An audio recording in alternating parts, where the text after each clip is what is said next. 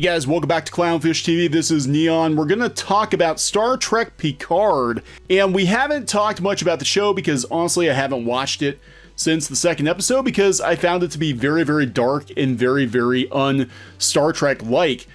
I did watch the first episode. I actually kind of sort of gave it a chance because, you know, they pushed all the right nostalgia buttons, and then once I got to the second episode, I'm like, yeah, clearly this is not the Star Trek sequel I wanted. This is not the next-gen sequel I wanted. The show doesn't feel anything like Star Trek, and I'm really not interested in watching it. It was very, very dark. It was very, very brooding, and it was a very melancholy look at the future, and that's not something that I feel Star Trek is. That's not something that Gene Roddenberry, I think, wanted to portray. I think he wanted to portray a more positive future, and this show just was kind of a downer. So we're going to talk a little bit about that and how the media is starting to turn on Star Trek Picard. Remember, it was a critical darling for the first couple episodes, and now even The Guardian, which is a pretty far left publication, is talking about what a downer Picard actually was. And yeah, I don't know if I'm going to go back and watch the rest of it or not. So please subscribe for more pop culture news, views, and rants. We're over 100,000 subs, guys. Thank you for the support. We really appreciate it. You know, like and subscribe helps keep the channel on the air or on the internet. And hopefully we can keep you entertained and informed during this very unfortunate time in human history. Speaking of unfortunate times in human history, apparently the future is kind of dystopian. The future, not next generation, but like next generation. And that's why I checked out on Picard after 2 episodes. I'm like, yeah, you know what? This isn't what I want to watch. This isn't the Star Trek I want to watch. And I skipped Discovery completely. I don't consider myself a huge Star Trek fan. I did watch Next Gen the whole way through multiple times. Actually loved Next Gen, loved Deep Space Nine. Voyager was okay, Enterprise was okay, but really I loved Next Gen and Deep Space Nine, and I was actually looking forward to Picard. But then I heard about the debacle that was Discovery. Again, I didn't watch it, but I saw a picture of the Klingons. I'm like, yeah, I don't want to watch that. What the hell is this? What the hell is this? And unfortunately, Picard, I guess, suffers from a lot of the same problems that Discovery reportedly suffers from, in that it does not feel like Star Trek. And you probably can trace that back to the showrunner, Michael Chabon, who doesn't really give a shit what the fans think. And we're going to talk about that too. So again, I don't have a lot of experience with all the drama going on Star Trek right now, but I thought it was very interesting that The Guardian, of all publications, is echoing the sentiments of a lot of fans. Star Trek Picard is the dark reboot that boldly goes where nobody wanted it to. Trek used to be a vision of an optimistic future, but there is a world of difference between the Amazon reboot and previous adventures of the Enterprise. And they talk about some of the earlier episodes of Next Gen, including the episode where you know, they thawed out some people from the 21st century.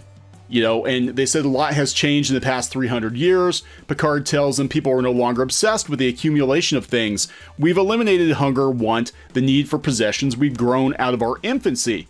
Or have we? Revisiting the characters 30 years later, in Star Trek Picard, Patrick Stewart's grand return to the role at 79, it seems the world has not progressed as much as we were led to believe.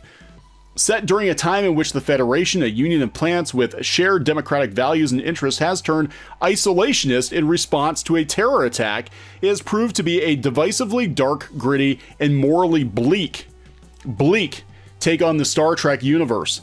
Episode 5 opens with a beloved character screaming as his eye is ripped out of his skull. In another scene, a Starfleet admiral tells Picard, the great heroic Captain Picard, a man whose voice is built like a beautiful cathedral, to shut the fuck up. Yeah, for me, that was the kiss of death. Like, I am not watching a Star Trek where Picard gets dressed down and is told to shut the fuck up. Sorry, not gonna happen. The reaction, understandably, has been mixed. Some fans welcome Star Trek being brought up to date with the look and feel of contemporary television. No, that's the problem. It doesn't look like the future. It doesn't. They're all wearing street clothes from the 21st century. It doesn't look futuristic at all.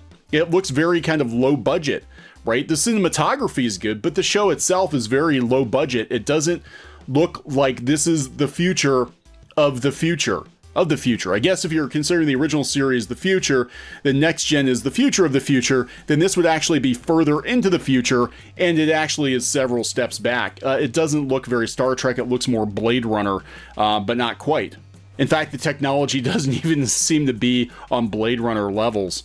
The showrunner Michael Chabon responded to questions via his Instagram page, defending Picard against the latter by saying that shadow defines light. That if nothing can rock the Federation's perfection, then it's just a magical land. That was kind of the point. The point was, for Star Trek, for a lot of people, was that here we are in the future, we've gotten over our earthly problems, or most of our earthly problems, and now we can actually set our sights on exploring the galaxy, exploring the universe, and going out there. But first we had to deal with all the problems that we have here on Earth. And it was an idealized version of society. People had gotten over greed and hunger and racism and all of these things. And now with Picard, we've just gone backwards. Like, this show seems to me in the Star Trek timeline like it should actually be a prequel to Enterprise. It's very dystopian, very dark, not Star Trek at all. That's why I'm not watching it.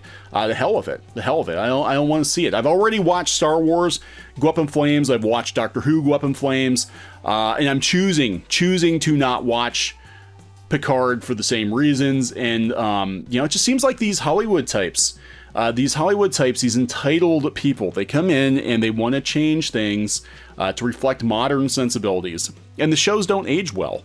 They don't. Doctor Who, the current incarnation of it, is not going to age well.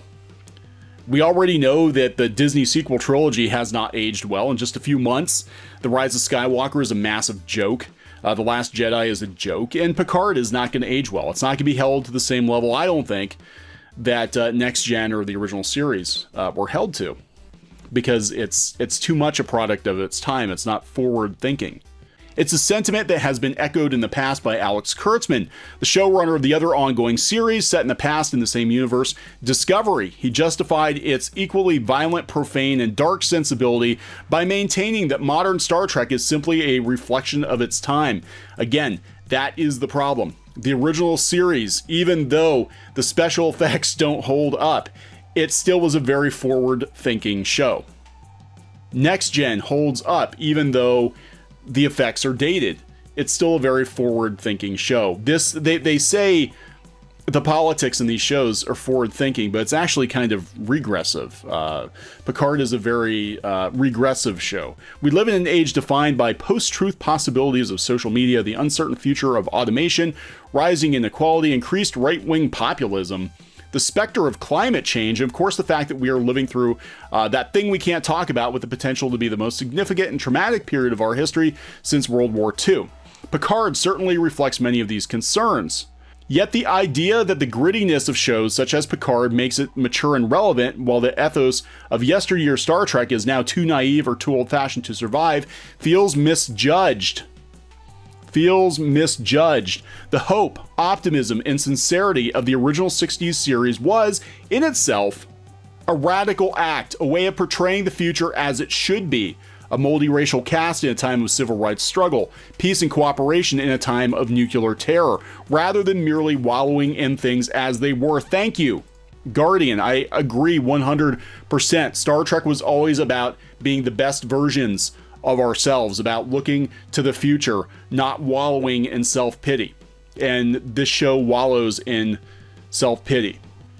But even Deep Space Nine, they point out, it had darker themes, but they still managed to keep it light sometimes. I mean, there were heavy themes in Deep Space Nine. Deep Space Nine hasn't aged badly at all. It was generic, I guess, enough. The conflict was generic enough that you couldn't make a one-to-one parallel with things going on in the world right now. Whereas Picard, from what I've seen of it, was literally one-to-one with everything the showrunner and the writers, every grievance they have with the world as it is right now. And that's not Gene Roddenberry's Star Trek. And this show is going to age badly, very, very badly. They point out the popularity of the Orville. Originally, touted as Seth MacFarlane's Family Guy-esque parody of Star Trek, it has instead revealed itself as a Trojan horse for his at times entirely sincere Star Trek The Next Generation fan fiction featuring MacFarlane cosplaying as the dashing captain of his very own Enterprise. A lot of people... I watched the Orville, I watched the first couple episodes of it. I never really got into it that much, but it was kind of jokey at the beginning. People said it's really come into its own. I might have to go back and check it out. People say it's actually better Star Trek. It's better Star Trek than the Star Trek that we're being given right now by Paramount, by CBS. The aesthetics are similar, the stories are similar. It's clearly based around Roddenberry's ethos of exploration and optimism.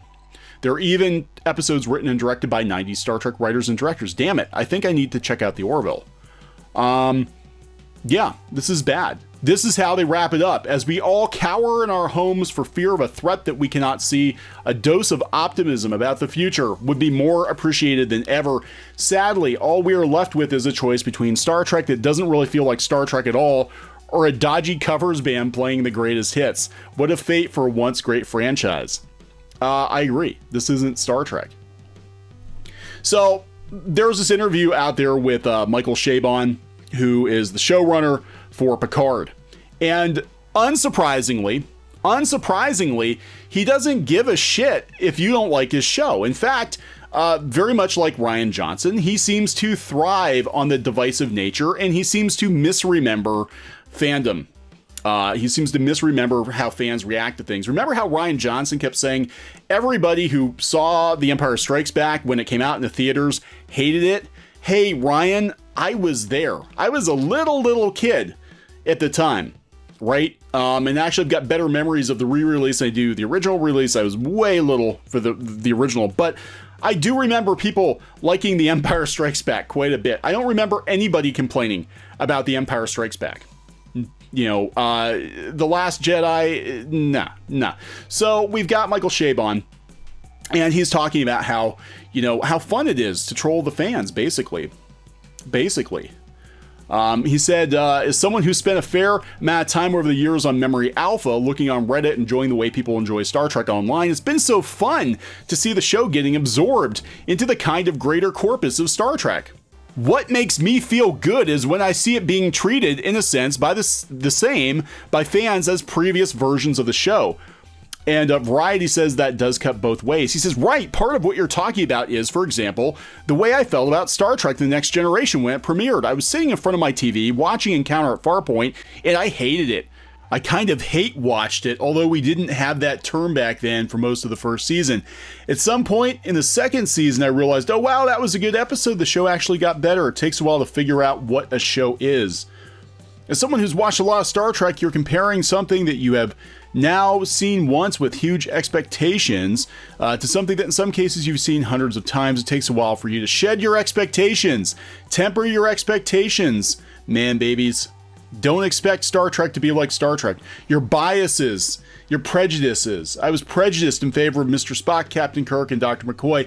It took a long time to lose that. I don't remember people being that upset about Next Gen when it came out, because it still felt very much, to me anyway, it felt very much like Gene Roddenberry's Star Trek. In fact, a lot of the scripts, especially in the first season, could have easily been original series scripts, you know. And I think some of them were actually, if I recall correctly, now I'm not a huge Trekkie, but if I recall correctly, some of those early scripts were actually for the planned 70s Phase 2. Was it Phase 2? Was that what they based the first Star Trek movie on? So they actually were older scripts, and it kind of felt like that. It really did. It had that Roddenberry touch to it. So you're familiar with ways that Trek fans can respond to new iterations. I actually went back and looked on Google groups, which required Usenet. So you can look through the old Usenet groups and watch what people said about Deep Space Nine, about Voyager. They effing hated it. They lacerated it. I mean, plenty of people liked it and loved it, but the criticisms that are being leveled against Deep Space Nine and then against Janeway, a female captain, and a black Vulcan, all of those things were problematic for a certain contingent of so-called Star Trek fans back then.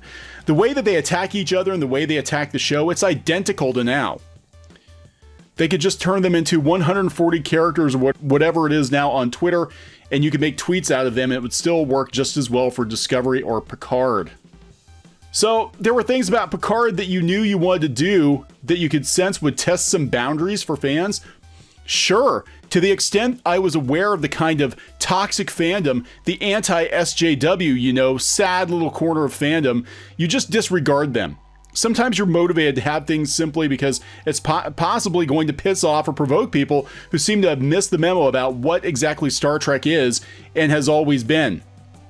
Seem to miss the memo about what exactly Star Trek is and always has been. Going back to The Guardian says,